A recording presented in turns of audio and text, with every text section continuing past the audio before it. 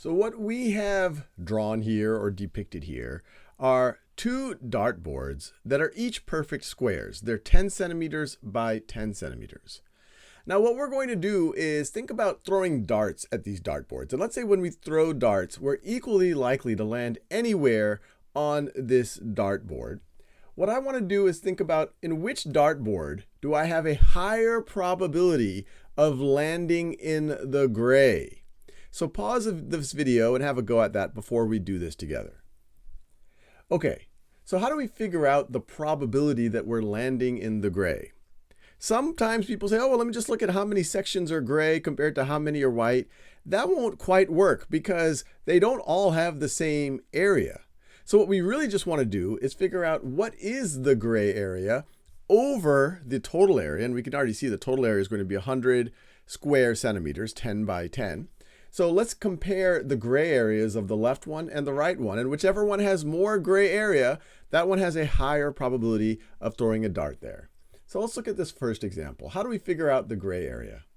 Well, there's two ways of thinking about this. What we have embedded here, and I should have said this, these are squares embedded in each other. And here these are quarter circles that are embedded, or at least part of this picture, I guess is how you could talk about it. But if we look at this one, you might be able to recognize that these lengths are going to be all the same. Another way to think about it is the corners of these inner squares are at the midpoint.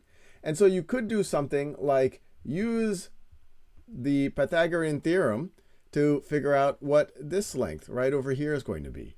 We know that this is 5 centimeters. We know that this is 5 centimeters. You can then figure that out. Then we could figure out the area of this square. And then you could use the Pythagorean theorem again, taking this part, and then figuring out that, and then subtracting that out. I propose doing it another way, a little bit more visually, so to speak. If you were to imagine, let's imagine, let me draw a little bit smaller right over here. Let me do it over here. I'm running out of space. So if you have a square like this, and I'm going to cut it up into 4 equal quadrants. You have your inner square that is like that. Your inner square is like that. And if we were to shade in, if we were thinking about the area of the inner square, notice we'd be shading in half of those quadrants. So one way to think about it is when you have a square embedded in a square like this, the embedded square has half the area of the outer square. So for example, we know that the larger square has an area, this larger one out here, that has an area of 100 square centimeters. And then if we wanted to figure out, actually, let me just start with the gray square. The gray square is going to have half that area. So it's going to have an area of 50 square centimeters. And then from that, we are going to want to subtract out this white square. Well, that's going to have half the area of the 50. So we're going to subtract out the 25. And so we're going to have a gray area of 25 square centimeters on this left-hand side. That's this, plus this, plus this, plus this. Now let's think about the gray area on the right-hand side. So the key realization is it's really just the area of the whole thing minus the area of these 2 quarter circles. And we know how to find the area of a circle or a quarter circle if we know its radius. So how do we figure out the radius of either of these quarter circles? Well, a key insight might be, let's draw another diagonal over here. I'm just hand drawing it, so it's not perfectly shaky hand there. So these diagonals are going to intersect at a right angle. So this is going to be a right angle. So we know that this length and this length are going to be the same. So we can use the Pythagorean theorem again, because the hypotenuse, if this is the right angle, the hypotenuse is 10 centimeters. So we could say, let's call each of those lengths x. So if this is x and if this is x, we could say that x squared plus x squared is equal to 10 squared, is equal to 100. Or we could say that just adding these two x squareds, we could say that 2x squared is equal to 100. Divide both sides by 2, we get x squared is equal to 50, or that x is equal to the square root of 50. I could keep simplifying it, but that's going to serve us well.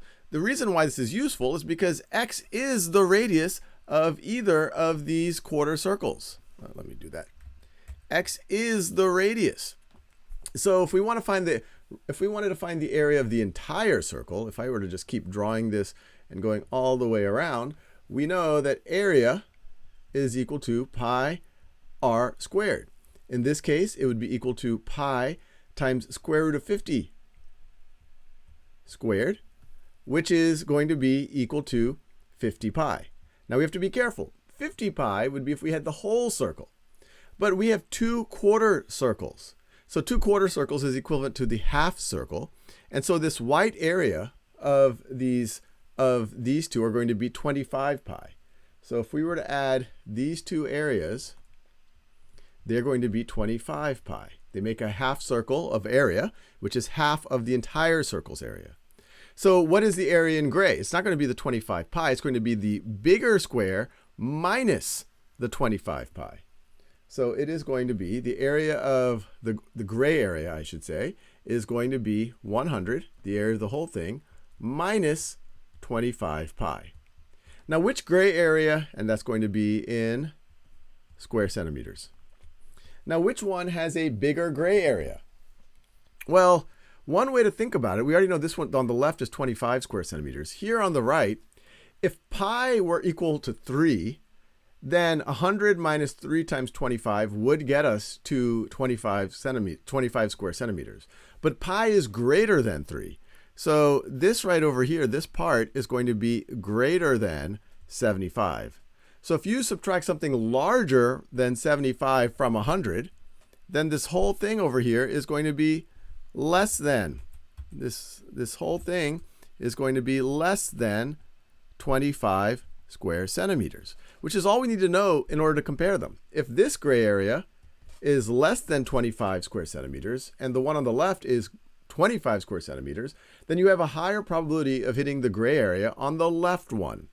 Now, if you want to know what the actual probabilities are, well, on the left, you just would put it over the total area. So in this case, it would be 25 over 100, which is a 1/4 probability of hitting the gray area. While in this one, it's a little bit more complicated of an expression. It would be 100 minus 25 pi. Let me make sure I have enough space to write all of that. It would be 100 minus 25 pi over 100, which we were able to already reason is going to be less than 1/4. And we are done.